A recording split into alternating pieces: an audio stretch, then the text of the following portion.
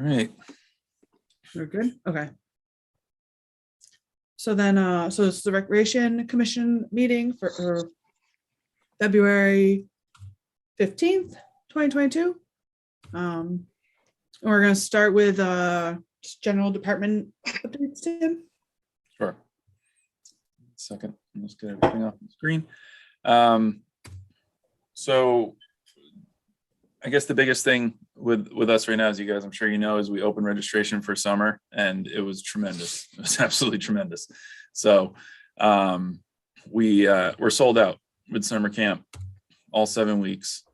We're sold out with spring pre-K programs. We're sold out some of the summer pre-K programs.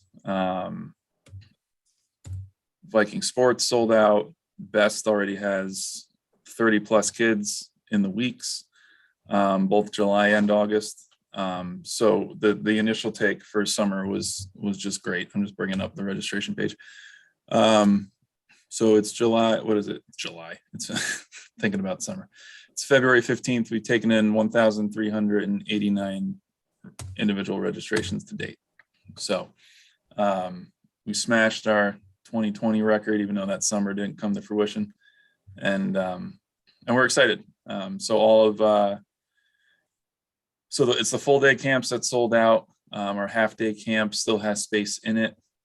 CITs are about half full for the full day. No one's jumping on the half day CIT. We only have one kid registered for that. So that was interesting, just because we had so many last year, but that's fine. And we're just very excited. We're very, very excited. We now have a very clear image of how much staff we need to hire. We collected all the names of everybody who wanted to come back. Just about everybody, I think there are about 3 or 4 who are not coming back, but all of our strongest are coming back. 3 of our directors are coming back. So we're thrilled with the base we have with staff. Joe's already hauling on supplies, getting those ordered now, just so we're not struggling with demand of what's going to be, I can only foresee is going to happen closer to the summer. Staff shirts, everything like that. He's already pushing through. So we're off and running for spring and summer. And that's that. So we're excited on that. Winter programs, this last session of RAP just wrapped up last week. Yeah. Just quick question on that. That is really awesome. And do you have any sense of like, what is it, just everybody coming out of COVID and wanting to, like, do you have any idea of like what would make this the record breaking year? Is it just kind of a result of the environment we've been living in, the programming? Like, do you have any gut feel? I really don't know. It could be. So like, I know, so we obviously weren't the first ones to open up. I know Northborough is sold out. My friends up in Belmont, they sold out in 2 minutes their entire summer. So I don't know if it's that. I like to think we did such a good job last summer that everybody just couldn't wait to come back. And I'm going to chalk it up to that. But I know Faye still has space. I'm sure, I know they're getting kids, but they're not full. So, I'll take that as a compliment that we're full before them. Yeah. But I think it's department to department. I know a good friend of mine is the director right next door where I am in Medfield, and he's not full. And he traditionally was. So who knows? Yeah. Who really knows? It was you last summer. My last question on this is that there's nothing about current COVID restrictions that at this point, like, the number is the number, and the only way spots are going to open up is if people drop out. Is that a correct statement? Because I've been getting that question a lot. Yeah, yes and no. So right now we're maxed out based on what we were planning on with staff, which is based on last year, 2021, with our staff numbers. So that's 50 kids per camp, plus our half days and CITs. So we're hovering around that 130, 150 mark, depending where we are right now with the weeks. It's all going to come that we want to open more space, but it's going to come down to staff. And we don't want to get ahead of ourselves just because we all know what's going on with staffing right now. So we're hoping to open up more space, because that's the other piece. Our wait lists are through the roof. Our wait lists are where they were last summer. So there's some weeks we already have 30 to 40 kids waiting to get into it. So we're going to try, but it's going to all depend on staff and if we can get the appropriate staff we need for the summer. Thank you. But yeah, winter programs, the last winter wrap, I guess you can call it actual winter wrapped up last week. Ski and snowboard lessons wrapped up last week. We had 5 straight weeks. We lucked out with the weather. Conditions were great. Really, really good. We had a lot of feedback with parents who were just thanking us that we were able to pull it off. So we're really happy about that. The last wrap session was really, really strong, kind of across the board at each school. The next session starts in 2 weeks, the week after vacation week. We got 22 programs out there.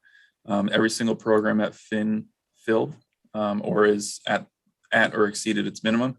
So that's awesome to see. Finn's been really good this year. Woodward is just about the same. Neary is light one more time. So we're going to start doing a push on that this week. And then Trottier's Trottier. We have our crew that does the bowling club with us and they love it and they're all coming back and that number is creeping up. We got track and field that's coming back. That number is slowly creeping up.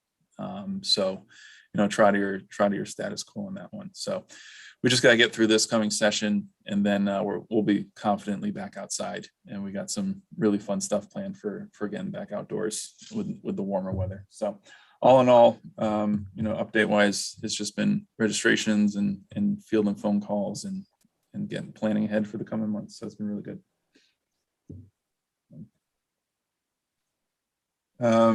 Projects is actually funny.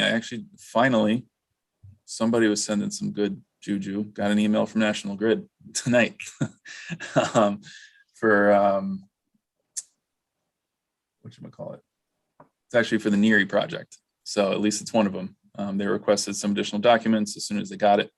They need a town seal stamp on the easement that they sent, and then we'll enter scheduling. So at least one of them's going, but that gives me hope just because it's the same contact and it's the same timeline for each project that the other one's coming to. So that was actually awesome to see that. So lighting is lighting, but it seems like we actually do have traction and it's moving. Tried to leverage a few contacts that we had that we were able to track down for the public safety project. So trying to shoot them some messages. I know baseball as well. Me and Dave Fialco, we chatted after our last meeting and he asked for some information on the projects. And I guess they had a few contacts because baseball's everywhere. So I think they were going to try to pull some strings too. So hopefully that's what happened. But whatever it took, I'm just glad to see that Grid is reaching out again and we're going to get rolling on that. The lights were turned on at Neary through a generator truck with the contractor just to make sure they worked, and they did, and they looked awesome. So that was a tease. So it'll be good to have those up and rolling for the spring. So for Calander, we had our kickoff meeting planned, but unfortunately COVID reared its head on the contractor side. So we had to push that off. So we are, and not to mention there's like a foot of snow in that field right now. So we'll push it off. We're waiting to hear back from them when they're in the clear so we can get rolling with them hopefully in the next couple of weeks. And then Lundblad is Lundblad. Lundblad kind of goes into that first peak of your packet.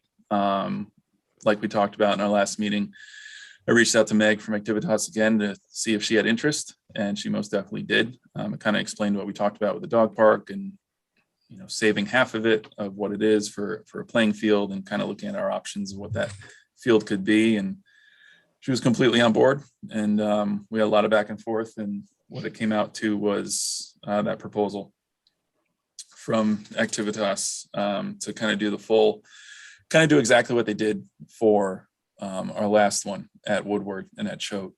She would come in, and I think Kelvin is actually on this one as well, and talk to us a little further about our discussions on what we're looking for, and go from there. And she would present her options from there. Jen and I talked about it briefly today, and she made a good point. We still have funding for this project for engineering and study, so this amount could come out of there. So this won't hit our revolving account at all. But obviously we'd want to, I think for good measure, vote on this if we're all in agreement to move forward and getting her and Kelvin back in. Are you looking for that motion now? if you'd like to so move it. Go ahead. I'm glad you remembered that because it's so many years ago at this point. Well, yeah, I mean, CPC funds, right? So I think some of it might have been used with the initial work with the state that Karen did. Oh, wait a second. CPC. We had some town meeting funds approved. Yeah, it was I a can tell you new what, I can resolution. tell you what it is. Hold on. Was it CPC or was it just straight town meeting? It's town funds? meeting. Straight was part of meeting. that. It was straight town meeting? Oh, okay, Yep. great. I mean, that actually makes it even easier then. So we don't need to go tell CPC. Correct. Yep. Yeah, it was just a annual town meeting for 75 grand. What And year then was that? 2018, 18? 18. April 9th, 2018, it was voted for 75, and then Okay. Public Works used some of it, and we have 59 left. Okay. So this barely scratches that. Yeah, so I feel like this is still further research into that field. And then we'll actually have a mock-up and a concept to bring back to the public, and like we probably should find some way to get some feedback and from the sports teams, but also from the general public as well on this. Yeah. So, It's really good. And this, the big thing that's different on this one is it is carrying a safety inspector, so they're gonna do an updated inspection of the fill and of the cap and of the liner on where it's at right now, so we'll have a more up-to-date idea of, and it's another third party, so it's not piece of what they did with pair or par, whatever it was. So this will be fresh eyes on it as well. So Right, well, I make a motion to approve a portion of the remaining $59,000 from the 2018 approved town meeting spend towards Lundblad Design to contract with Activitas for a design and safety study of the Lundblad field and potential opportunities. I'll second it. any other discussion? you want an amount in that? Yeah. 13,250. Yep. So let's add that to your motion, Kristen.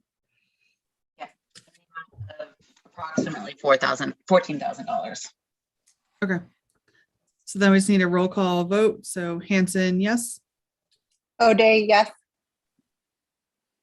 Dumont, yes. Lavelle, yes. All right. Do we want to treat this as just another like monthly, or do we want to call a meeting with them specifically? How do we want to do this one?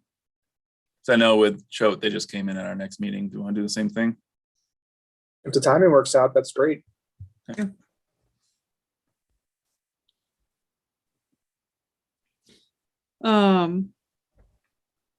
Yeah, so maybe like to your question, Tim, earlier today, or like about capital, I don't know if capital's now watching all these old warrants, but maybe it does make sense to tell them. I was in my head, I was thinking this was CPC, so since it wasn't and it was a straight warrant, maybe we can just give capital and like, I don't know, accounting a heads up that we're revising this again, or revisiting it again. So. Okay. Yep. Cool. No, I think this is awesome. Really good. All right. So then do we, like Tim, I don't know if you have an order. I just kept adding more and more stuff to our agenda tonight. So if Just you have I'm a gonna- preferred order, you can just work through them. Okay. Next one is actually, it kind of bleeds into the Lundblad one of that ARPA funding discussion. Yep. So the town is opening up to departments right now, how to spend the few million we got from the ARPA funds. And I was thinking Lundblad could be this potentially, of developing this park for, the residents to enjoy, physical health, mental health, meets the need of what we've been talking about for a while, but also I think it meets the guidelines as well of what the money could be used for. So the application actually just came out, they updated it, and originally the deadline was today. So I was gonna submit something after this meeting, but they just extended it till February 28th, so we have time. But I guess the discussion was, if we wanted to go after the funds for this, which I think goes back to my question with Activitas, because if they can give us a render and a potential price, we could submit something more full.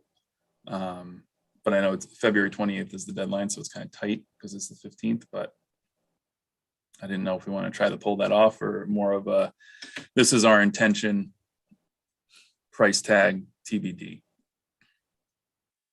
I think if you put a placeholder in with a commitment to provide materials within 2 weeks, whatever it is, 2 to 4 weeks.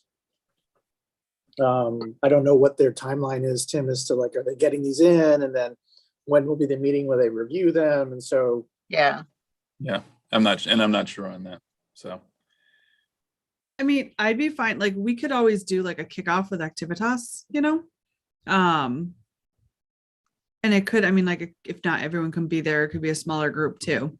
I know because we've talked about this multiple times as well. So if we want to go ahead and kick them off earlier, Might give the request a little bit more credibility. Yeah. And to let people know we're not just thinking about sports. Because, that'll knock off half the time, half, if not more, of our taxpayers' support if they think we're considering just athletics. And so the fact that if we have that meeting, and it gives it a little bit more credibility, I think, where we can formalize the request or the arrangement that we made with them. So I agree with you, Jen. I think to Tim's point, it would be worth maybe getting something in prior to the 28th. No trees will be harmed in the proposal, right? We may have to form a committee if that's the case. So.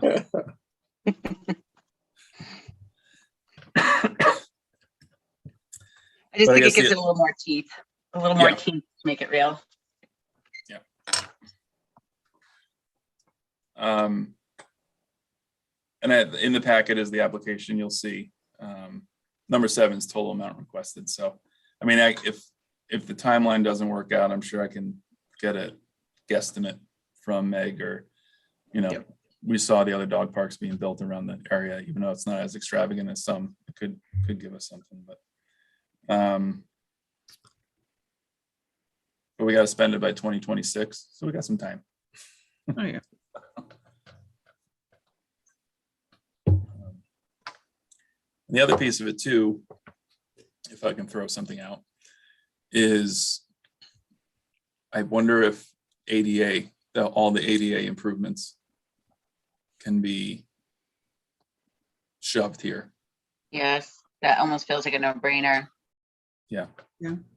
But specifically, so like, I don't know if it should be the playground surfacing, or it should be the access points to the fields, or, because I mean, the whole project, everything will take up all the funds, obviously. Yeah. I would be more inclined to say like it's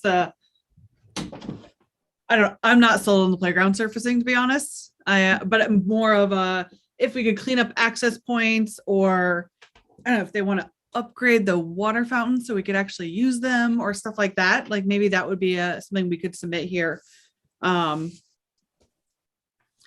Nothing that's gonna like drastically change the footprint of the fields or the properties, but more of a go through and do a cleanup across all of it. I think could be a good thing to put in here. Mhm. Yeah, and to our discussion last time we met was that we don't want to do any work on areas that may potentially be worked on as a whole in the future. So, for example, Mooney, the soccer fields there or what have you. Like, if we're going to be doing work potentially there in the future, it does not make sense to do a one-off project now. To your point, Jen, especially if the footprint could change. So I think we just use that as a guiding principle.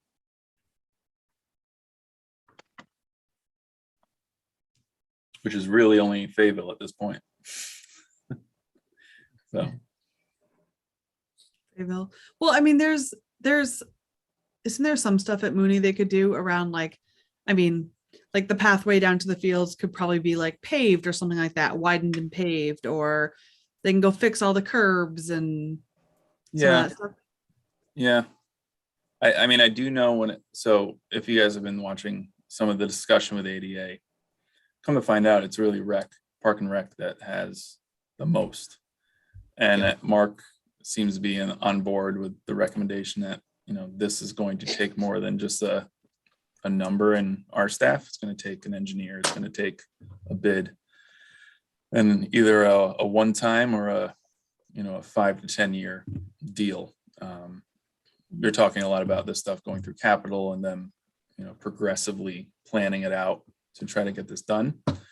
So, and that's obviously for the bigger stuff.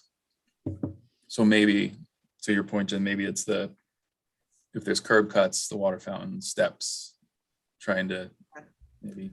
Like stuff we could do right now to actually make a difference in the short term. Mhm. Yeah.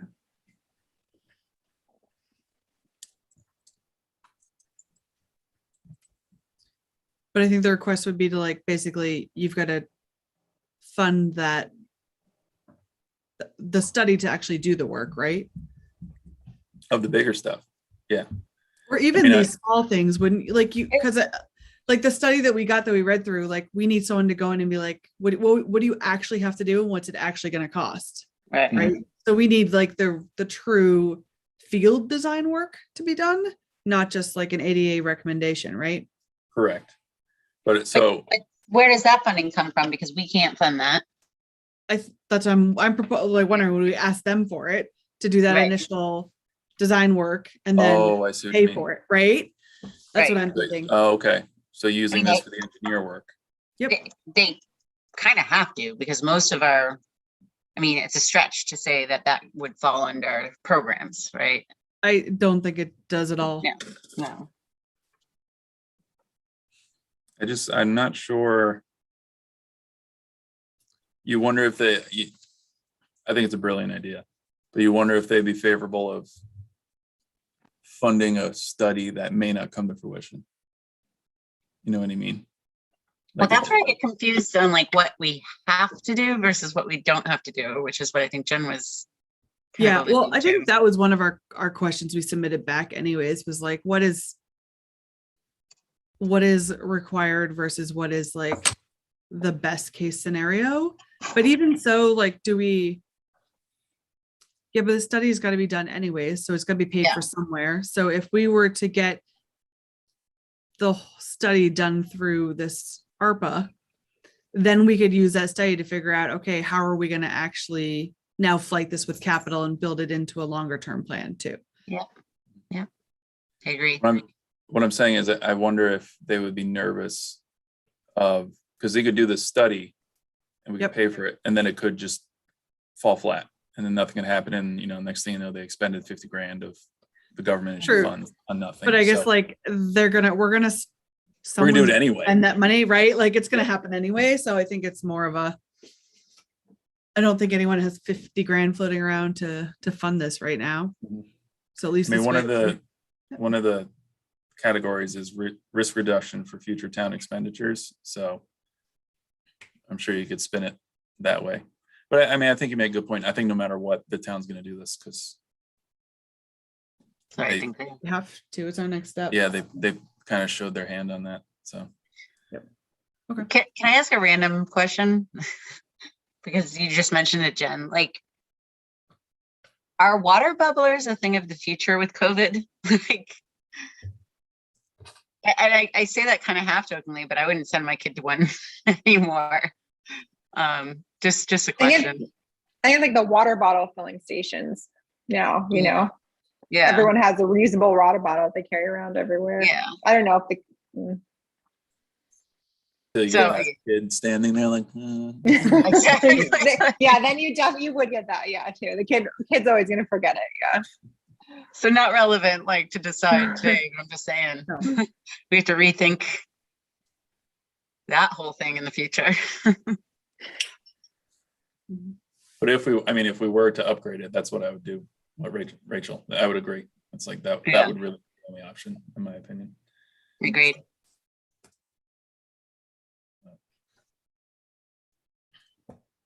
Because outside of the main fields, like we said, it's the water fountains, general access points. So I'm just thinking like curb cuts here and there. Restrooms are restrooms. We're working on that with bids with Public Works. That is what it is. I do have it in front of me.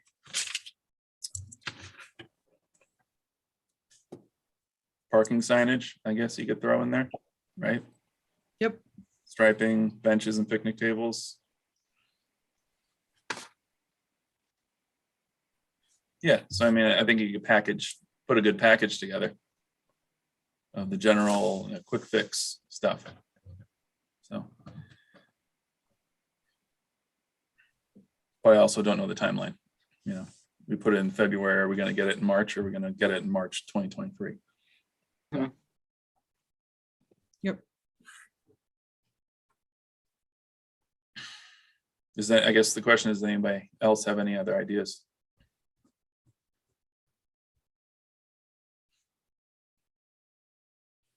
I'm sure we can float a turf field, right? I like That'd be popular. I like the combination that you have, Tim, like whatever we can do for ADA, whether it's from a risk mitigation perspective or even just public safety. I imagine that must be a criteria as well. And then the potential to do some broader recreational activities at Lundblad is a compliment as well. So I like the options.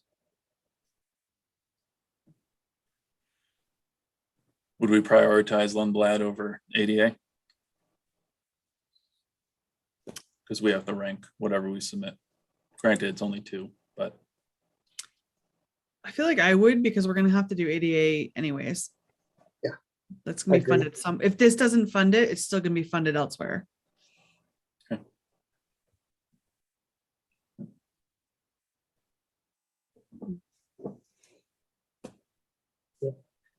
Do we need to vote on that, or do you need anything from us on that, Jim?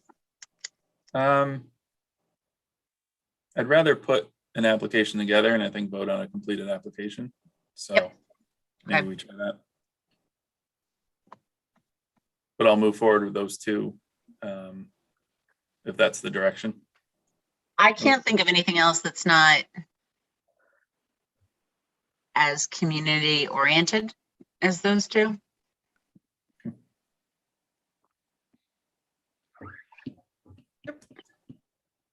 Are we all set on the tennis court at Finn, Tim? Pickleball court? Yes, but I mean, it's going in front of CPA. I don't know when that next meeting is, Jen. Okay, that was just I the think only it's now other. early March. Okay. So it was supposed to be last week, right? And they canceled it? Yeah, and then they tried to reschedule for this, and they couldn't get rescheduled. So I'm pretty sure it's now early March. Okay. Um, But yeah, done. The application's done, complete, signed, sealed, Okay. delivered. That was the only thing I was sort of racking my brain on all the things that we've talked about, like north side, south side, Mhm. Kids, dogs, people. Yeah. What else, what else? We got lights, we got a lot of stuff going on. I wonder if too, just out of I wonder if any of those ADA projects are good sort of Eagle Scout projects too, as you were sort of talking through some of those, preparing signage or, That's I a don't know great what the idea. picnic, I don't know what the picnic table one was, but those guys and girls are always looking for projects, right? Mhm. Great idea.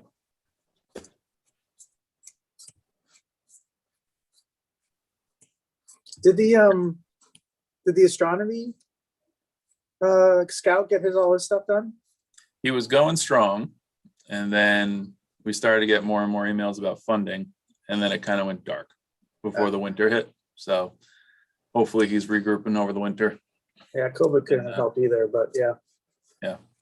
We'll see what happens with the spring. We just got another request though down at Mooney to do bullpens at the big field in the back corner, 90 foot.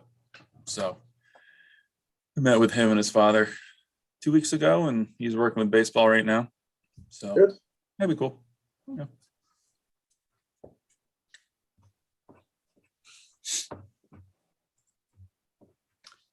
All right. So then we have field permit for So- spring. Actually, sorry, can I back up one? Yep. I'm just thinking about the funding one more time.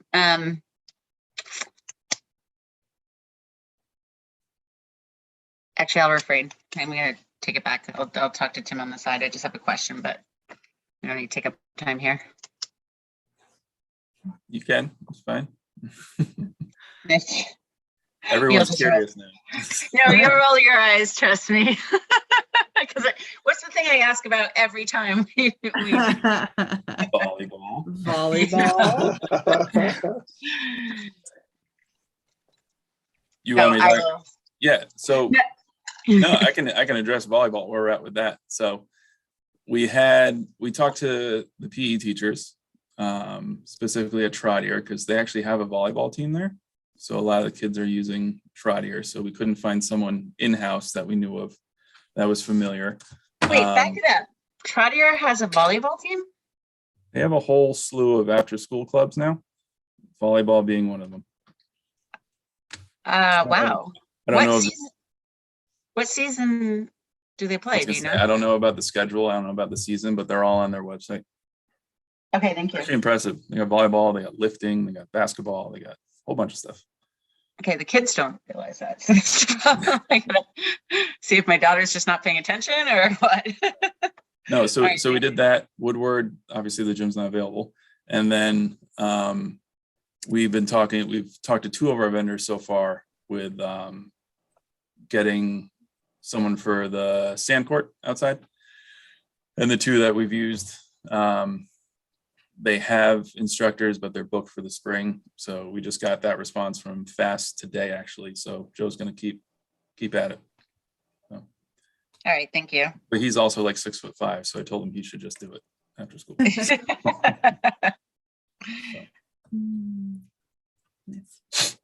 And he already knows a lot of the kids interested now from bowling. So Exactly. He's getting out there. Cool. I guess while we're on this ARPA thing, I guess it goes back to my point about Lundblad. If we're gonna get a vote on the application, I guess we would need to schedule it for later this month. Mhm. So do you want to do that now or do you want to do it at the end? Well, do you want to see if we could get Activitas in the same time? Sure. Let's start there. Cool. All right. All right, so spring field permits. Yep. 1 sec.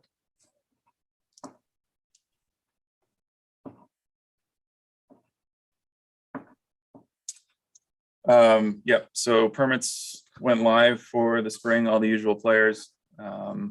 Boys lacrosse, girls lacrosse, soccer, baseball, softball, and our men's leagues, our adult leagues on Sundays. So spring being spring, we are 100% capacity, Sunday through Saturday, 7 days a week.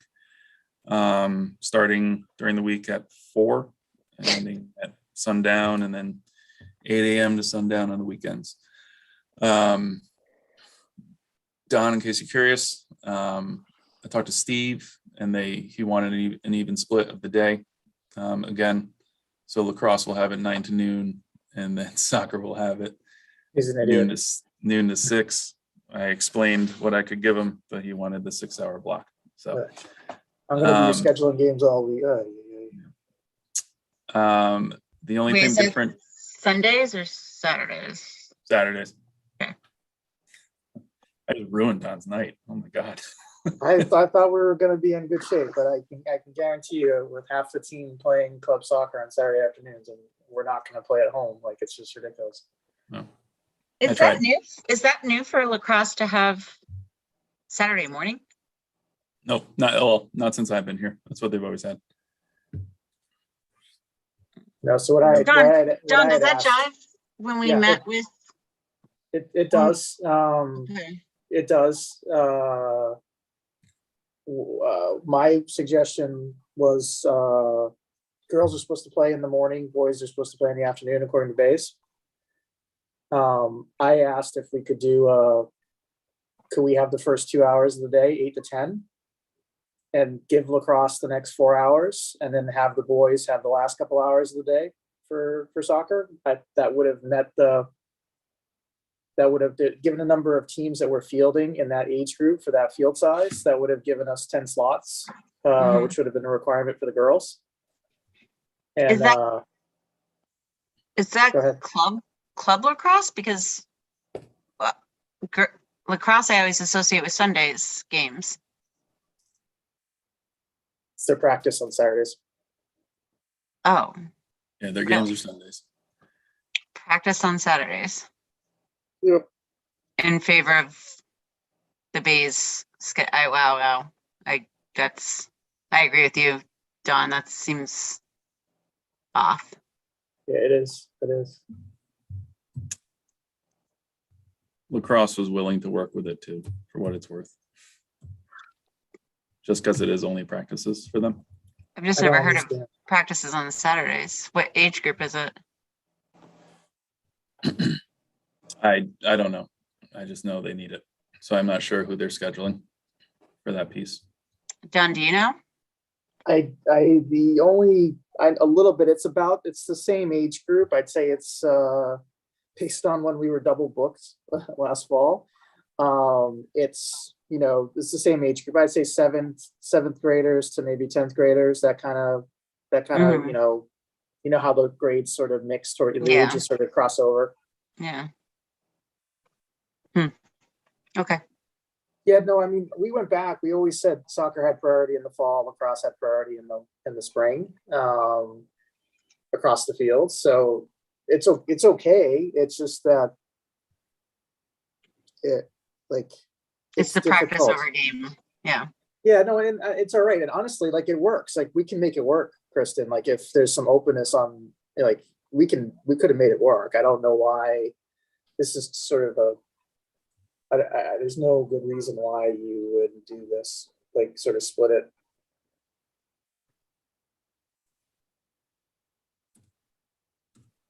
Is there still room for discussions? Like how many practices lacrosse is trying to get in and understanding that and then seeing if the split's necessary, or to your point, Don, what you proposed, why that wouldn't work? Well, I think at this point the conversation will need to be had between lacrosse and soccer. Just Yeah, because the yeah. points are issued. So Yeah, we're only talking about flexing 1 hour based on what lacrosse wanted. So it's not a huge shift, which is why, the gentleman who's taking over lacrosse was, while they want to stay the same for scheduling reasons, they said they'd be willing to flex if that means they can get their time. But moving forward, if it becomes an issue, it's going to have to be a conversation with soccer and lacrosse, Yeah, agreed. which I know they've actually all gotten in the same room together already. So, It works now. I don't know. It's unfortunately, that's I had- kind of, I feel like it's above our head. So. I only Yeah. had one season left.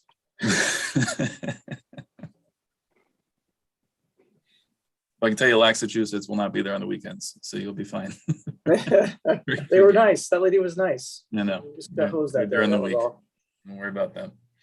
But anyways, the only other thing that may look different, Algonquin reached out, trying to get field time for their lacrosse team. It would be tight. I'm working with Mike over there and talk to the lacrosse coach to see if they can get their kids on the field here and there. The original conversation was kind of a as needed that turned into them submitting a permit for 2 months, to which I said, no, we're not doing that. But Matt owes me a call from the coach of that team. So that may be something additional. And we get additional revenue from the boosters on that one, but to be determined. But everybody else is the same. So that is all done. And then it's actually been nice with baseball, softball combining. It's much more streamlined with those fields of what they need. So I think that's going to work favorably as it comes to scheduling. So that'll be good. That's been nice so far.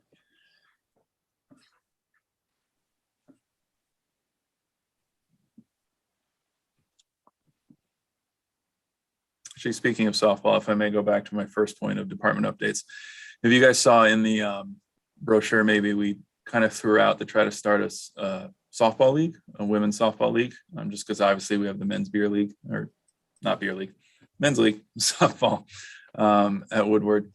It was something that us, Northborough Rec, Grafton Rec, Hudson Rec, and Westborough, we're just all very friendly in our little region, kind of threw out the idea, see what would take. And we're up to 12 teams right now in the league. So it took very, very nicely. So Southborough filled one. That's amazing. Yeah. And then we just yesterday hit the wait list to fill another one. So I think we were hoping for 4 teams for like an even rotation, and now we're up to 12. And instead of 1 field, we're using 3 fields now. So we may put Choate in play as well now to accommodate additional teams. So it's actually exploding into a pretty cool thing. So we're excited on that one. That's really cool. What are the towns involved again? Northborough, Southborough, Grafton. Grafton, Hudson, and Westborough.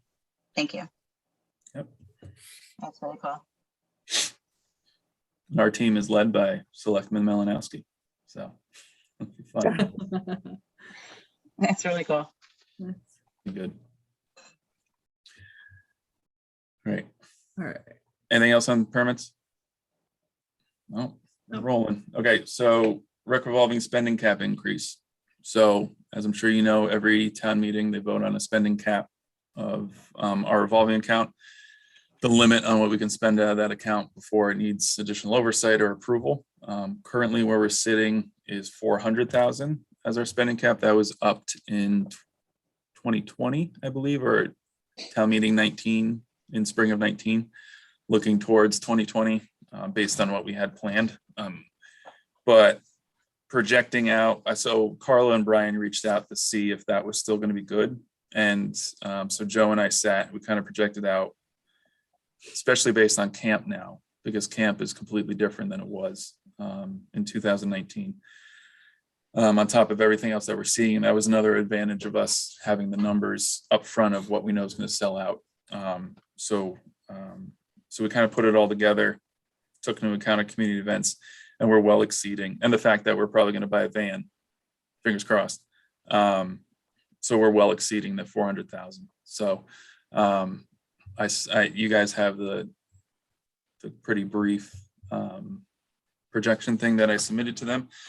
They're completely on board with it. Again, this is just an authorization. It's not like they're allocating any monies. So, it's just the fight to make that clear at town meeting. But my request was to push it up to 500. Carla and Brian were on board with it. But as long as you guys are in agreement, we just need a vote to push that to town meeting.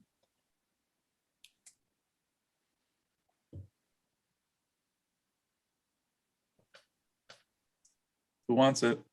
I make a motion to support an increase in the recreation revolving spending cap from its current limit of 400,000 to 500,000 to be presented at town meeting spring 2022. Second. Any other questions? No? All right, so roll call vote. Hanson, yes. O'Day, yes. Dumont, yes. About yes. With like the town meeting documents or whatever, will we have like somewhere just to explain why the increase so people understand it? It's lumped in with all the revolving accounts in town. Okay. So it'll be the general article. So who's ever presenting it, I'm sure. Okay. I think it's Brian. We'll be able to. Okay, gotcha. Cool. If anything, it just tells us we're doing good. We're doing more and more and more and more. So Awesome.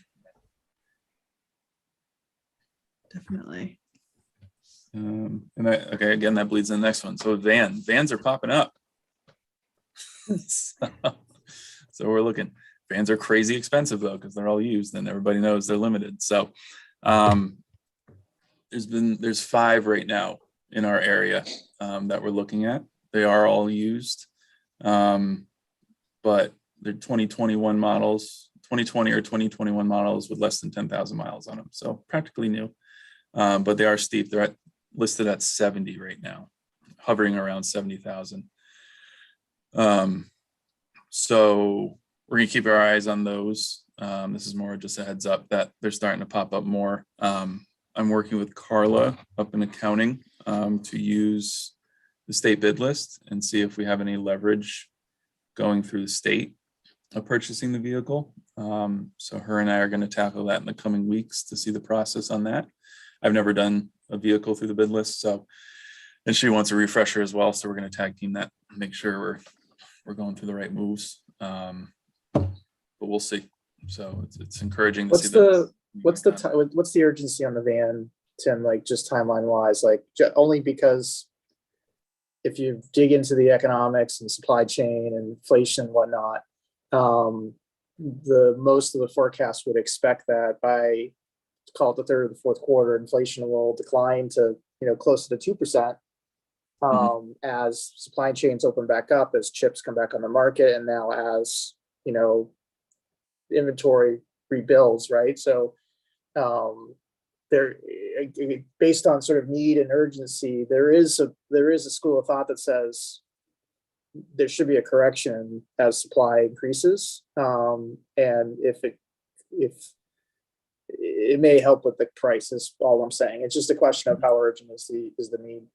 Yeah, and that's kind of why I forecasted this next fiscal year in our projection. So I think there's we've had a few instances already where we've had to push programs around because we didn't have the van, but it's not like we were thinking about going to rent a U-Haul or something because we need it. Yeah. We were targeting having it online for the fall, right? Yeah, I was going to say fall, no later than next winter. We'll need it. We needed it. We saw some need this past winter, especially with some of the stuff we're trying to expand. So, really no later of fall this year. And are you looking at, I mean, not that, and look, I'm not just trying to look at it from a finance and economics perspective. Have you looked at what a new one costs? Yeah, that's always my argument in my head. It's cheaper.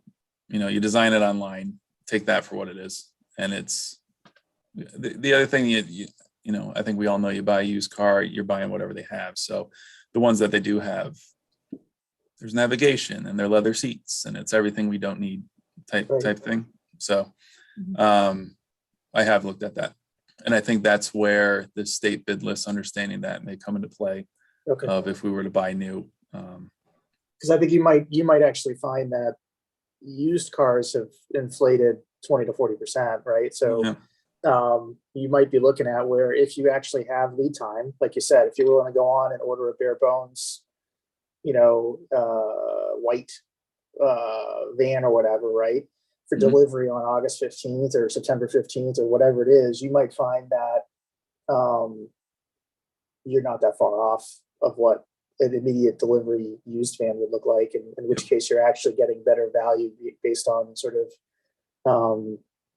no depreciation of the used, new versus the used and whatnot. So just a thought.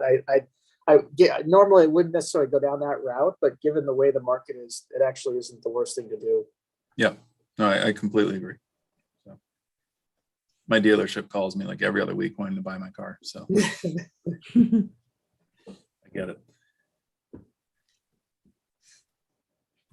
Cool. So anyways, that was more of a heads up that we're kind of back into it. But like I said, it's projected for next year. I told Carlo it most likely will not be this year. So hopefully, like I said, summer, but fall. No later. Fall is when the urgency is going to pick up. Yep.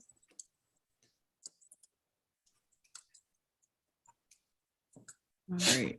We have the late pickup fee policy. I'm sorry, Tim, just clarify that last comment you just made. You said you told Carla not this year, but probably next. Do you mean not 2021, but probably Fiscal. 2020? Oh, okay. Gotcha. Yeah. All right. Thank you. Yep.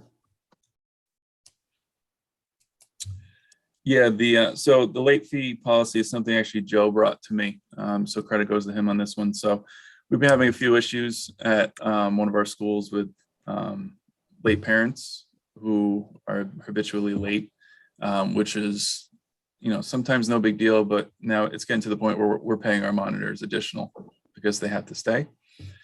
So he did, he took it about, I assigned him it. He did his research. He talked to other towns and the policy before he is what he would like to implement. I've seen similar, and I think this is reasonable, a little more reasonable than some other towns that I've seen. So in short, for anybody watching, there's a 10-minute leeway.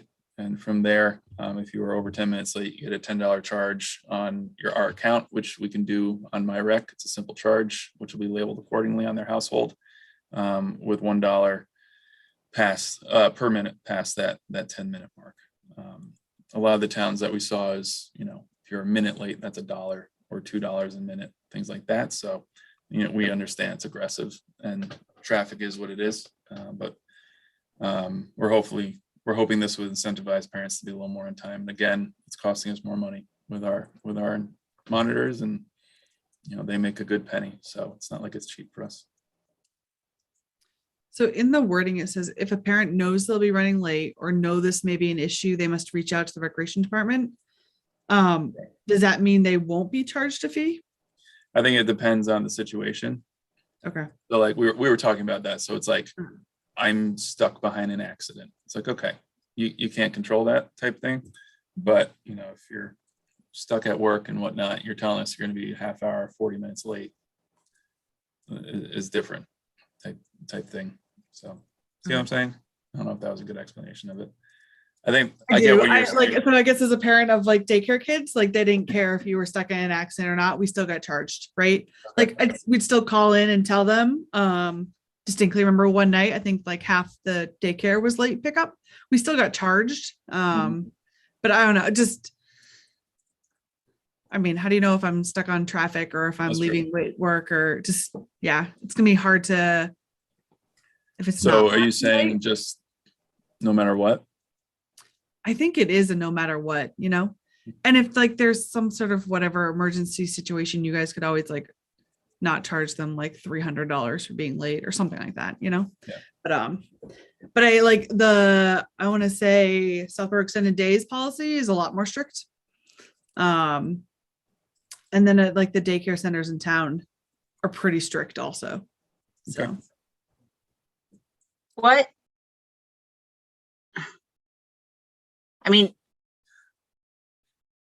Is it comparable to, all right, let's just, scenario A, parent is 20 minutes late picking up their child. So they get charged $20. Is that comparable to what we would be paying our staff to stay there with the child? Yeah, you're approaching it. Our monitors make anywhere from 17 to $20 an hour with us. So yeah. I hear, Jen, what you're saying. There is that part of me that's a little bit sympathetic to having worked in Boston, and it's just so unpredictable. So and I get it. It's not. It's a tough one, right? Like it's not extended. I guess what I'm saying, this policy is already giving them a 10-minute window. So you can be 10 minutes late and not get charged. I guess what I'm saying is like, there's a sentence that makes it sound like if you call and tell them that you're going to be half an hour late, you might not get charged. So I was just thinking, I think the wording should be just kind of like that. This is our policy. And then like after the fact, if the department wants to, waive some fees or whatever they can, but policies shouldn't be lenient. So you're saying pretty much take out the second line. I would take out that second line. But I can get behind that. I don't want to deter parents either from being like, well, I can never, like, I do like the idea of allowing rec some leniency in evaluating if there was a particular traffic situation that day or whatever. Like, because if not, then I'm afraid we might deter some parents to be like, well, God, I work in Boston. You never know. Yeah. What I'm suggesting is our written policy should be clear that after 10 minutes, there's a fee, but similar to other fees that we have in all of our other field and all that stuff, we've already told and taken a vote that like Tim has discretion to waive them or whatever he needs to, right? But does the language in the policy refer to that leniency. I might be overthinking it. Maybe I need to think on it, but I'm just like, yeah, I just don't want to deter people either. If there's, to your point, if there's, I mean, if we could go on the news and see there was a traffic event that evening and, do we want to? Are you saying deter people from signing up? Yeah. I don't think that would be an issue. I don't think No, it's I not mean, like we're this talking is about chronic. it's a late fee. Like, if Right. anything, what studies will show is that when you don't have a late fee, people just walk all over you, right? Yeah. Until you actually put in something that has, like, because all they're doing is their own cost benefit.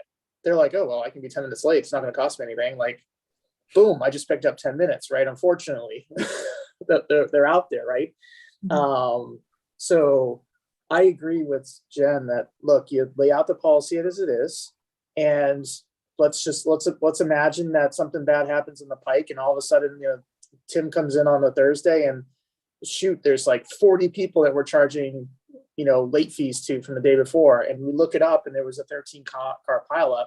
There can be like the team can say, wow, that was really out of the norm, and you guys can make the executive action to sort of clean that up. But I do agree, Jen, if you don't make it clear, then you're really opening yourself up to people taking advantage of you. Unfortunately, I hate to say that, but that happens. And I'm expecting that as a parent. I feel like every time I'm dropping my kids at whether it's a babysitter, if I'm 10 minutes late for my babysitter, I mean, I'm still like, I feel like whatever, yes, whether it's the daycare program or whatever it is, we're all expecting that. Like, I know that if I'm a few minutes late, I'm being charged that fee. So I don't think that's like, out of the norm. Yep. I hear you. And it's really stressful. It's really stressful as someone who's working and commuting, but it's just, I know what it is.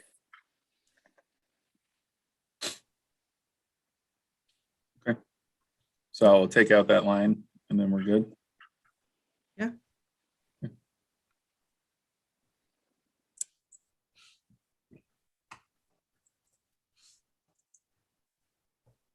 Okay. All right.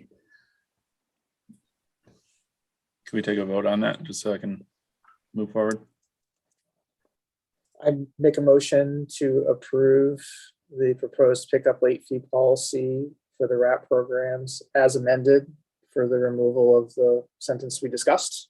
All right. Sound good? Yeah. Second that. So roll call vote, Hanson, yes. O'Day, yes. Dumont, yes. About yes. Awesome. Thank you. There you go. Joe All right. passes first test. So, So we get the ADA draft to approve. yes. A little overdue. Okay. What was sent was quoting some changes that Jen made. I think one or two that I made as well after looking through it for the millionth time. I didn't know if anyone else had any other suggestions. I think it was pretty much reflective of everything we talked about.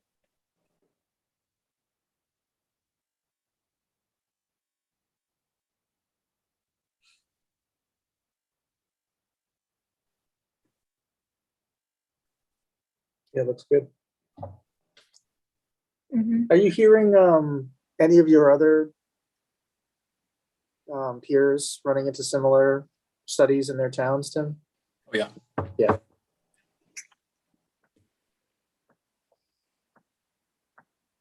I won't name names publicly. So, No, that's cool. I just it's good to know, because as this progresses, there might be shared vendors and yeah, different no, some things of our that- neighbors are going through it.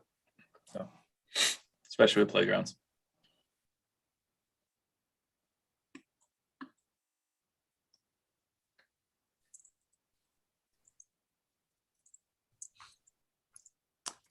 So any questions about this, or I think we need to take a vote so Tim can turn it in.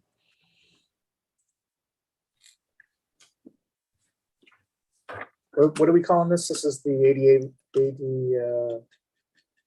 It's our response to the ADA evaluation.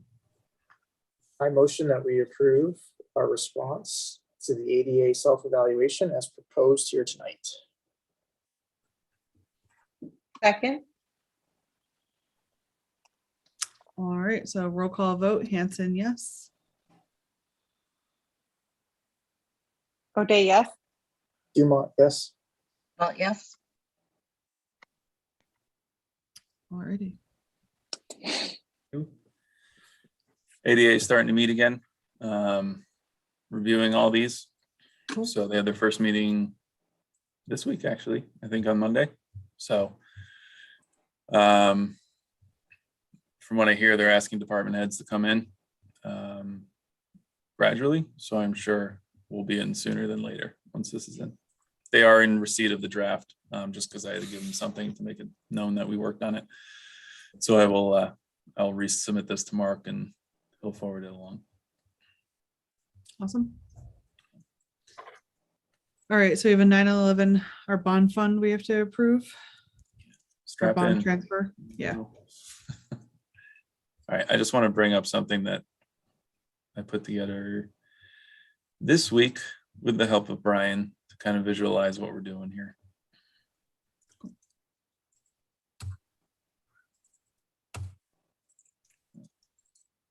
Everybody see that? Yes. Yes. So I think we all know this. So the town changed the bond length, I think down to a 5-year on the field for a better interest rate. They're saving close to 200 grand by doing so. So because of that, the bond is going to be paid off by the town, I believe next year. I think they got one more year on it. However, the deal that they're making is that we're still going to be responsible progressively for those payments to somewhat reimburse the town to help offset those costs. So in this puppy here is the schedule that Brian sent me of what the payments would be going out until 2036. And the goal is for us to pay that amount, to be able to transfer out that amount from the 9/11 account to offset it for the town. Right now, like they've done in the past, they've taken a chunk out of the revolving to again offset what we can. Last year was 20,000. This year originally they started with 20, but the board has asked for more, so they're asking us for 40 would be their request this year.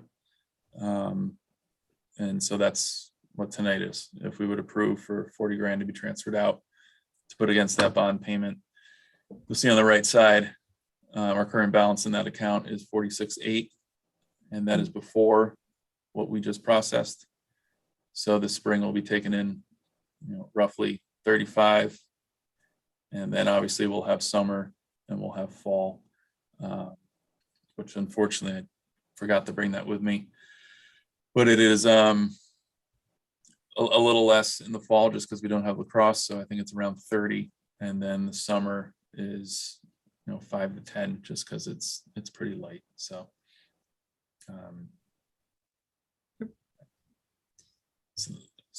we'll tackle the first issue, I guess, is the 40K if we're comfortable doing that. And the 40K just is basically pulling out of the 9/11 revolver to meet. Correct. So it would pull on July 1st. And so, and are we just doing a partial? Is that what we're doing here? And then they'll come That's back what we're doing. later? Okay. Yep. Is there And any, then do you have the any, did they give you any idea as to why they built the schedule like this, Tim? Like if the bond has been paid off, then Why does it fluctuate? like, why does it decline like that? Why not, I don't know. I'm just curious. I understand it's sort of yeah. Did he give you any idea why it's a declining balance like that? No, he did not, but I can ask. Just out of curiosity, because there's no underlying instrument to tie it against. So there's no principal payments, there's no interest.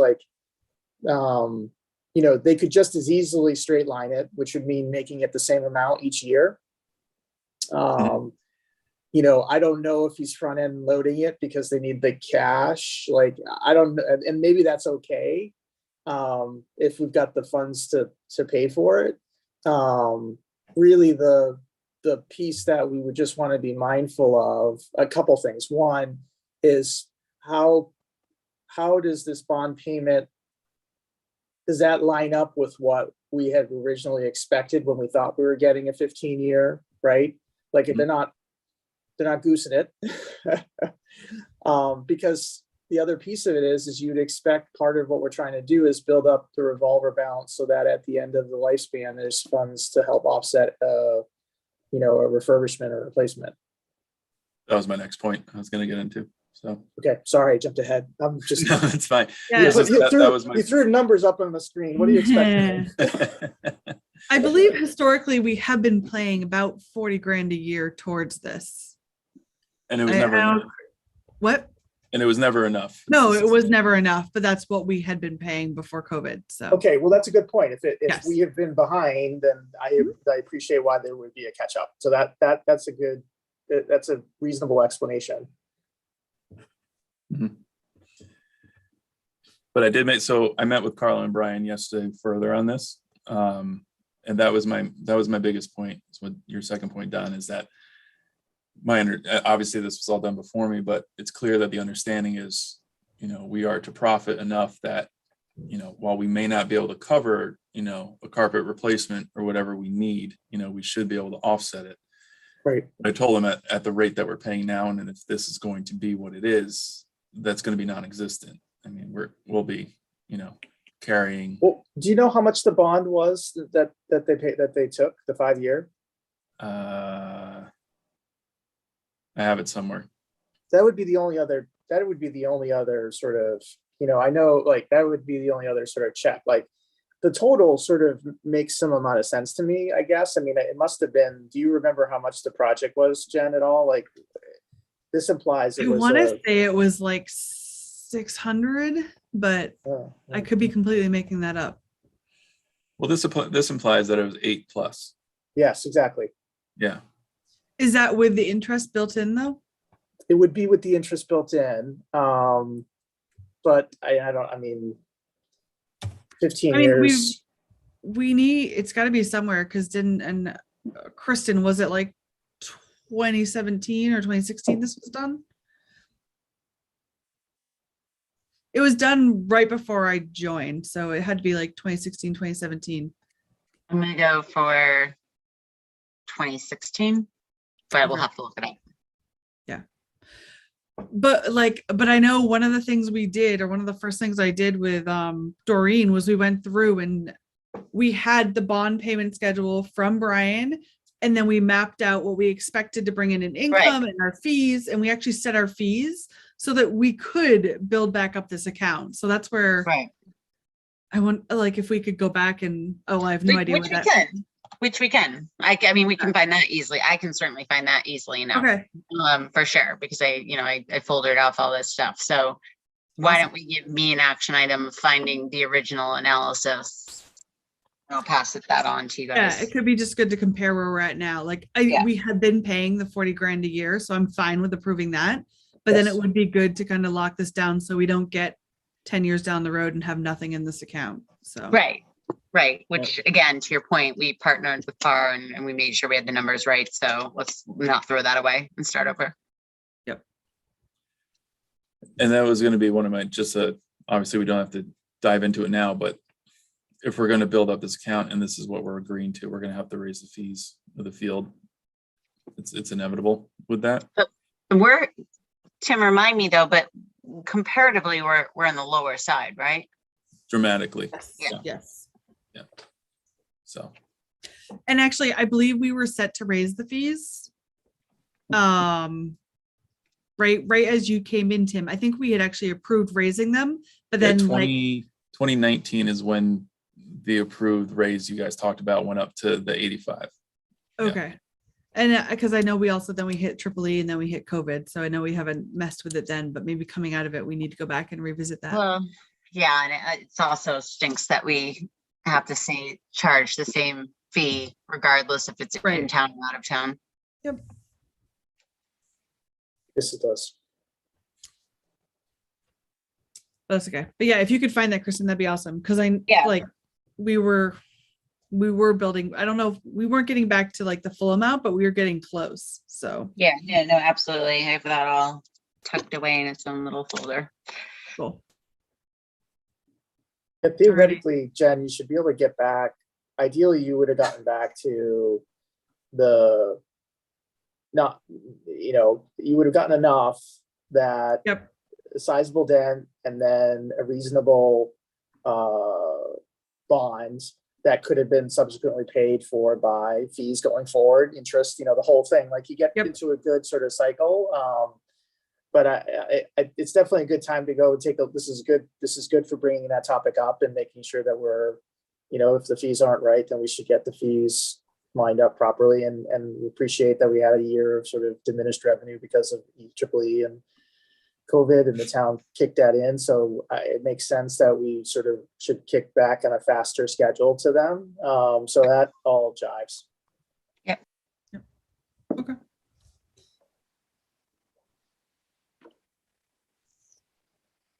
All right. Oh. We can put that on another agenda to bring up again.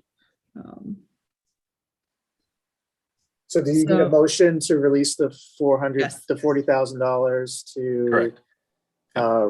So I make a motion to transfer 40 or approve the transfer of $40,000 from the 9/11 revolving balance to the town fund to fund the outstanding bond payment or the obligation related to the bond payments to reconstruct the 9/11 field. Second, All right, roll call vote. Hanson, yes. O'Day, yes. Dumont, yes. about yes. Then I'll follow up with Brian and present those questions that you had. So. Actually, I'll put you on it too, just so you see it. Like I said, I think it makes sense when you take into context that they've had the front end it. So I feel better about that, but we should make sure that we do the math.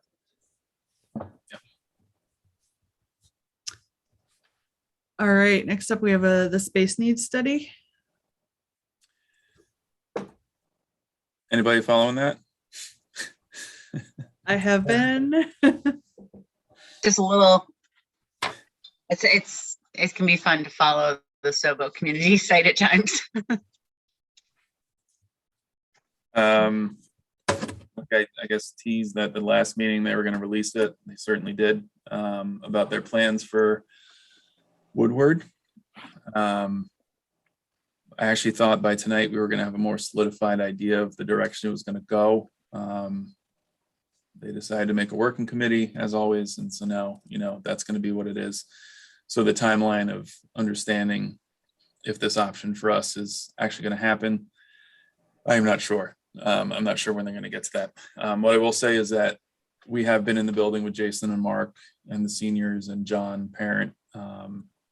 And we've already kind of, I don't want to say throw a bomb into what they presented, but I think there's some significant room and significant need for reconsideration of space, of what they've given us, of what's mapped out, especially given the fact of the gym and the cafeteria and the main ideas of where we're going to be. So I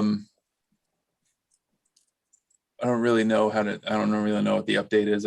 I guess the thing is to tell you that, we're actually pretty actively working on it. I don't know if you guys have an interest of touring the building. There's been a lot. I know the seniors definitely do, obviously. I think they're the biggest player here.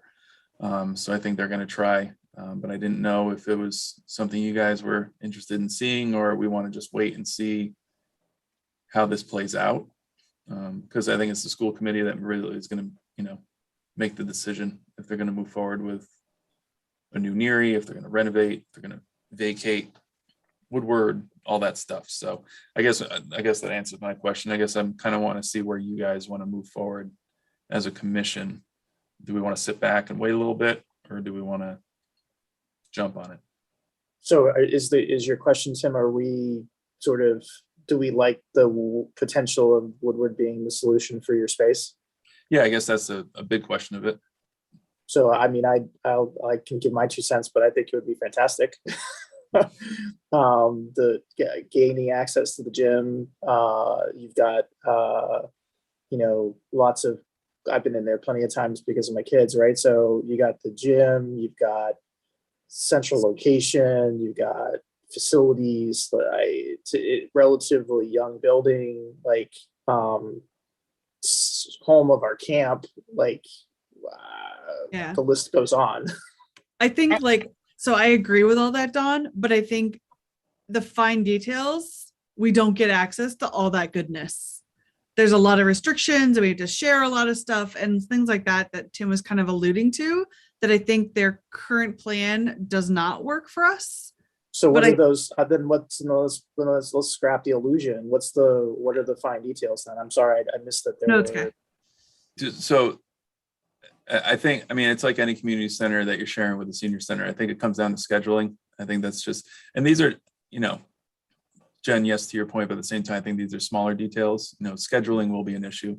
The seniors are hoping for or the want for the seniors. It's no secret. They've wanted a new building for full access to all day. So us sharing a space is going to present a scheduling situation of, especially the gym and the cafeteria, especially during the summertime. Because that is, like you said, Don, I mean, it's ideal because it's our campsite. We'd save on custodian fees. We'd save on everything. We'd be taking it in-house technically if we were housed there, but we'd be taking away the main spaces from the seniors. So I think there would be a lot of planning need in that regard. Smaller conversations have already started with them just because we know that we're going to have to work hand in hand if we're going to make that work. So I think. Sorry. Go ahead. Sorry, Tim. No, please finish with that. Sorry. No, so I think that I agree with Don. I think it's tremendous. We get a gym, a cafeteria, the reshaping of where we are. We're looking at not only that for us, but us also potentially getting the library upstairs as our home base with all those offshoots of offices and program rooms as well. So we would be gaining a significant amount of space. Yeah, I'd be curious to hear whether sort of downsides there are, but relative to what you have right now, Tim, Oh yeah. you know what? There's got to be a pathway to partnership, right? And everybody wins. Everybody wins if we do something like this. Obviously they have to figure out NERI and all that stuff. But just practically speaking, like between the campuses and the better building there, and the potential to use this facility across, it's not a bad thing to have the recreation and the seniors in the same building. Doesn't that just cross-pollinate as well? I don't know. I hopefully, and you'd have some, obviously there's always going to be a scheduling issue, whether you're partnered with them or someone else or whatever, but I don't think it's realistic to think we'd ever get our own building. That was a pipe dream. Well, wait a second though. That's kind of where I'm coming in, because one, I don't think I'm informed enough to even make a position, because I don't want to just look at this from a recreation lens. Yes, of course, compare what we have today to potentially what we could have there. Sure. Right. But there's a lot more to your point, scheduling, who else is there. I would like the tour. I don't think we can be passive here. If we're doing what we as volunteers are meant to do, it's to, be involved in decisions like this and understand the ramifications and come in with the recreation perspective, but not just the recreation perspective alone, also as, people who have kids in the school system, et cetera. So, I don't have a strong opinion one way or another tonight, because I don't really know the alternatives. Like what you just said about the library, Tim, news to me. I have thought I've been staying up on this, but as much as I can, right? In terms of SOBO and Facebook. So I do think we need to get more involved and understand truly what is option A, what is option B, C on the table. How are we working with these other areas? Because this is probably one of the biggest decisions facing this town in a very long time in terms of footprint and cost. I can't actually think of one other than maybe the downtown initiative. So I don't want to come into this. Was the last big one. Yeah, so I don't want to come into this like we need to get our own kind of facts and opinions straight. And I don't think, Tim, like, because I'm working on the master plan committee, kind of like I could be doing more, but we put in that we do want in our 10-year vision a shared facility. So we can't separate those two discussions completely. What are we going to invest a ton to make Woodward the central base, and then what? Not pursue the joint facility that we've all kind of said we need in terms of down the road. Like I think it's a big topic. Those two go directly hand in hand. We can't separate them. How can we go recommending a town recreational facility, senior facility, while then also backing moving everything to Woodward? Or maybe we can, because it's a sequential order of things. But I think it's a really big topic, and we need What's to the dive difference, into it. Kristen, what's the difference between Woodward and a shared facility? I don't think we envisioned having all the town offices in the same building too. Well, I don't When know. we pictured Again, I don't know what that means to, as far as all the town offices, as far, like I know with the townhouse and all that stuff, but like, does it matter? I mean, it's a share, like. Yeah, I mean, you have limited, we're talking about a separate building that's for recreation and senior citizens and maybe some town meeting space versus Woodward, which has a footprint and is constrained and would be looking to take in a lot more. I think intuitively there is a difference, and we just need to, I can't form a solid opinion with the facts that I have, but I think that this is one of the bigger issues, or not issues, decisions facing the town, and we should do our part and jump in, jump right in and to form a well-advised opinion. We can circulate around the link that like they published the study and like the preferred whatever option, so you can read through and see what that looks like. And then I think, so are they, Tim, is this kind of frozen while we wait for the school committee group to do their thing? Okay. Yeah. So Yeah. we have time to read through this and think it through, and like, and I know, Tim, you are starting to document like some of the questions or concerns or things we need to work out. The school committee, this is going to take them another, 6 months to get through this though, right? Okay. They're meeting this week on this, right? I thought that was tonight. Yeah, well, they have to meet because they got to put their intention into MSBA for Right. support. They have to decide whether, How does this like I said, I've been trying to keep up with it, but like, sure, the school committee has to come up with a recommendation, but then like, ultimately, So this is there's a board of selectmen, I believe tonight, are creating a subcommittee to go look at this, or like jointly with school committee members or something like that. I forget the details, but there's me a subcommittee created to go look at the schools now, to go look at Neary in particular. So that study needs to run its course and come back with a recommendation. Like, do they want to, I don't know, flatten Neary and build a 2-story building there, or like, what do they want to do?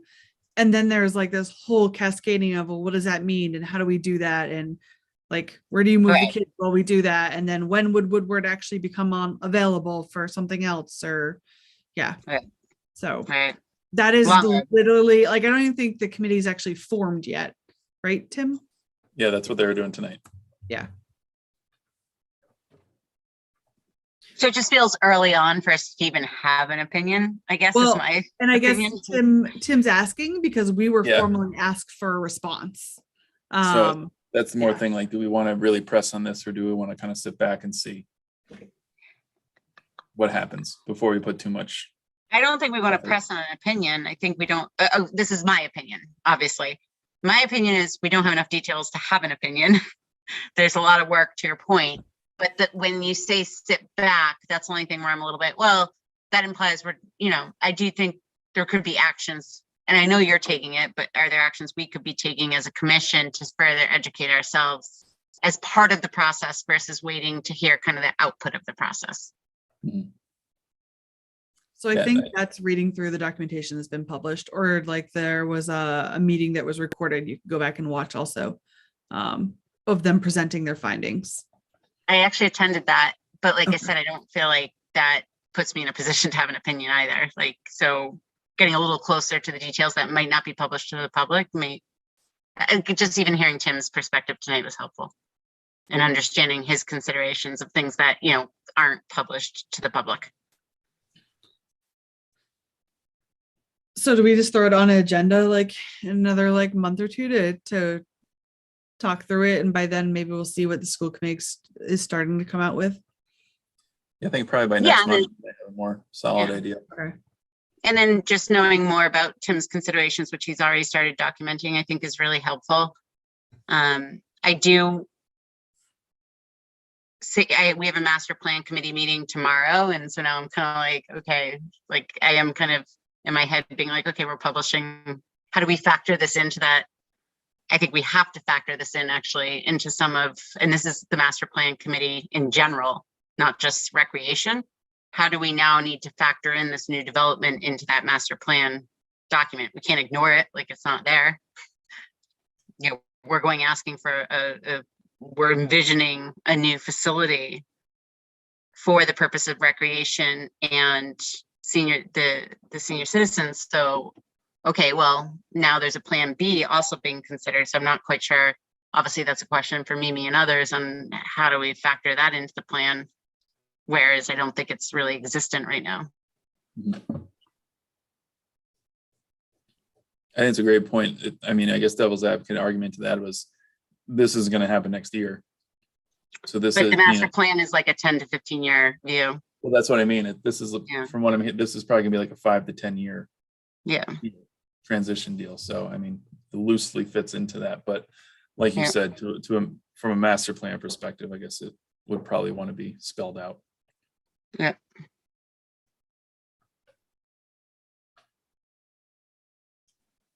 The other piece too, just to think about, and I admittedly in the front end was blinded by it.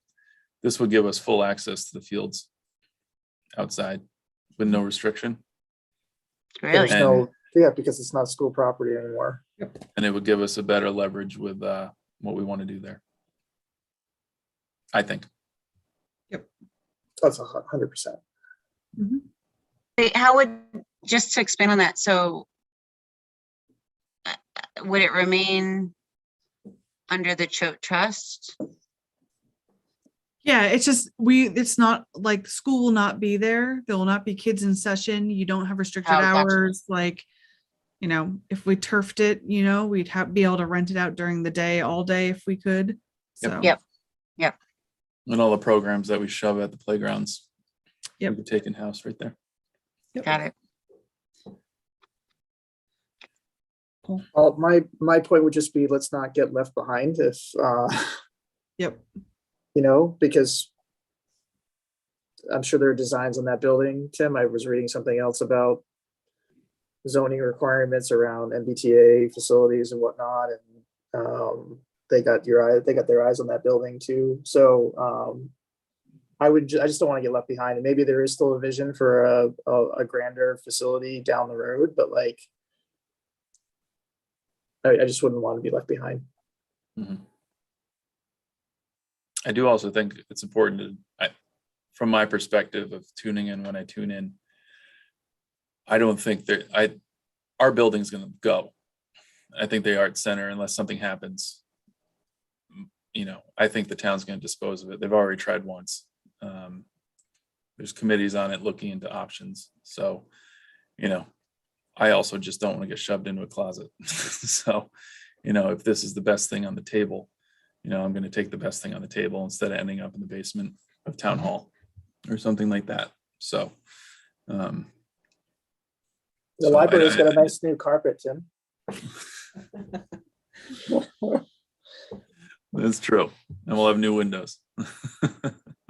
I'm with you though. Like I think that building, you know, that checks a lot of boxes for some of the issues that are going on in town. And so I think you got to be on the lookout for at least, even if it is just a 5 or 10 year sort of view with something on a longer horizon, but I think you got to stay on top of it.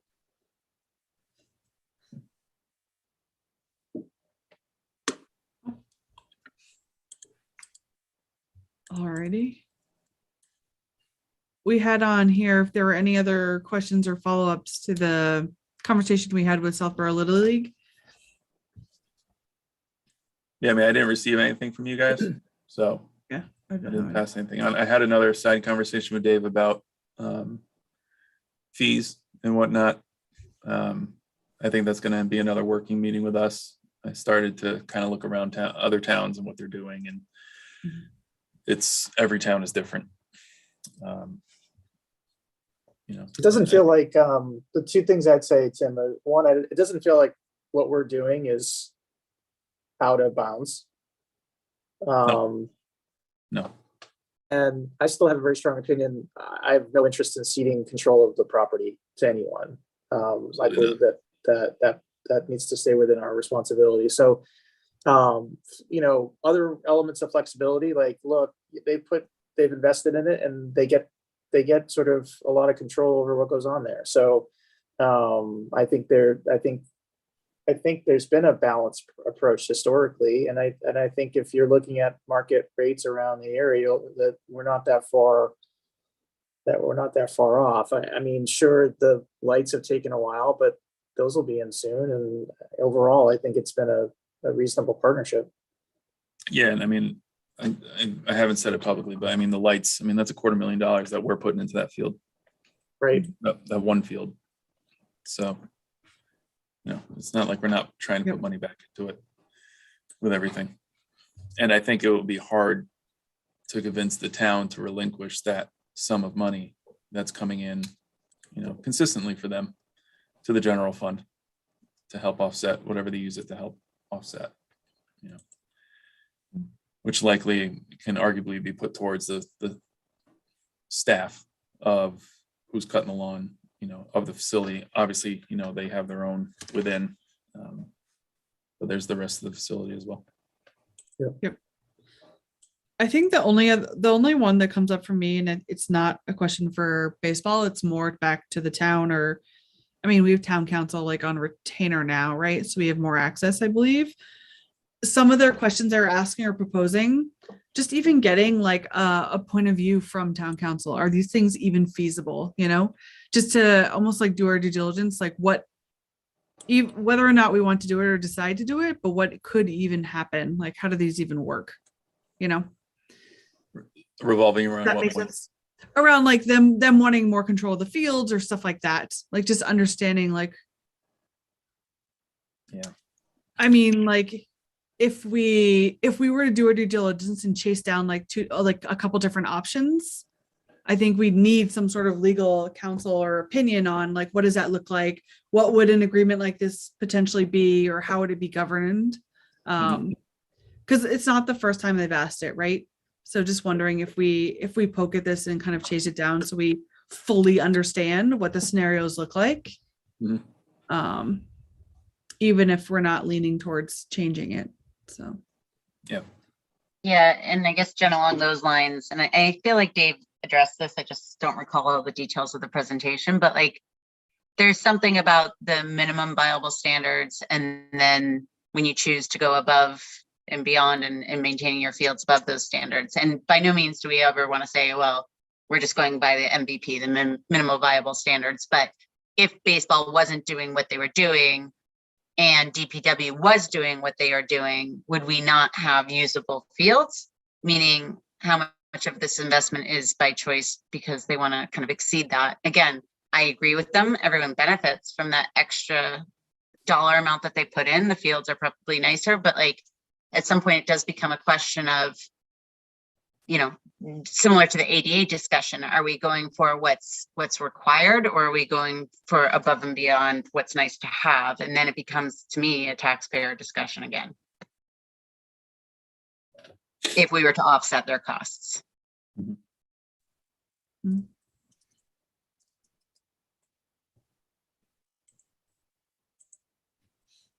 Okay.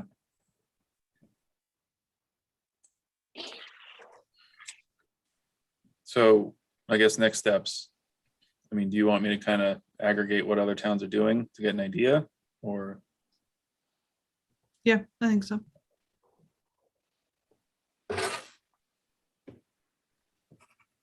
What do you think about Jen's suggestion on introducing the request? I think we need to, we have to package it, right? We can't just, we have to ask specific questions of legal counsel, right? Yeah. So maybe seeing what other towns are doing, maybe we can find a model that's like similar, and then bring that model forward to ask opinions from our town councils. Like, is this like, what does this mean? Could we do something like this? What does that look like? But I think I said it when Dave was on, I think we need to be mindful that this is gonna set off a slippery slope. Because then softball is Yeah. gonna be like, okay, why are we paying? Lacrosse may be the same way, so on and so forth. So, I agree. I think it comes up, I think every year, and we've never done the due diligence to understand like what would it actually mean, or to Mhm. have like concrete reasons why we've decided not to follow that path. So, yep. okay.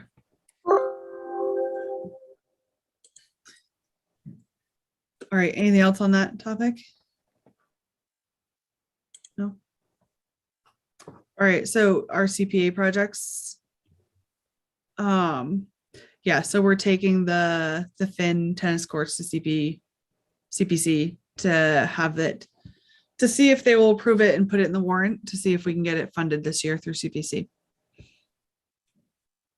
And that will can be you all remind me can you remind me the cost, the estimate? like 60. 60-ish with Yeah. the contingency in it. Yep. Okay, thank you. It does both courts and pickleball. So Yep. And I did mention the United States Tennis Association is releasing a block of grants for facility improvements. So in good faith, I'm gonna take a peek at those and go after those, and helps, if we can offset something to help. Yep. That'll be the plan.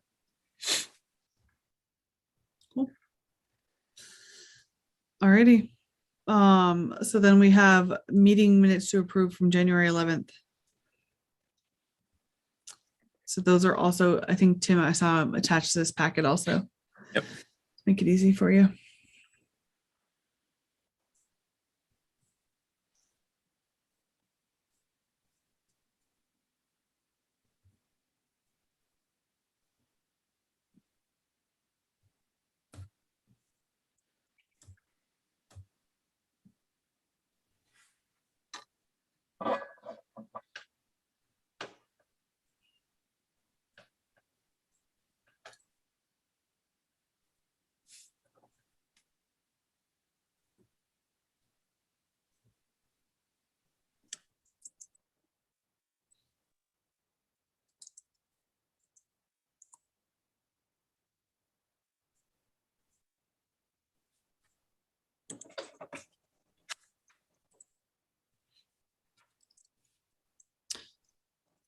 So any questions about those meeting minutes?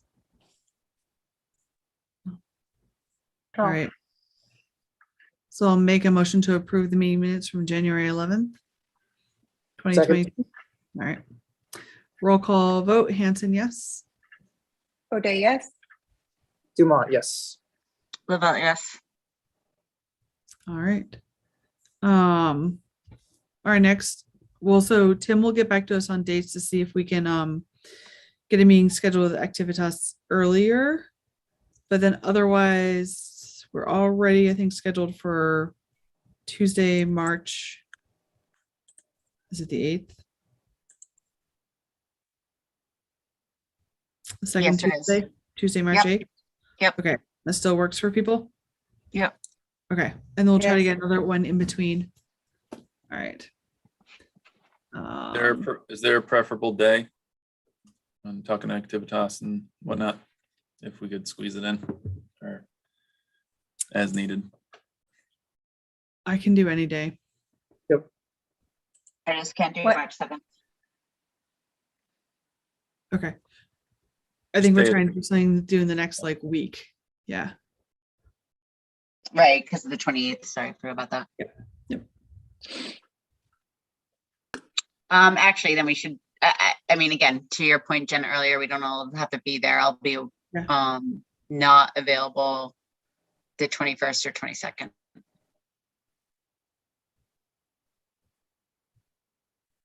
Okay. Well, you want to just try and get dates from them and we can see who's available. And if we have quorum, we can always publish it.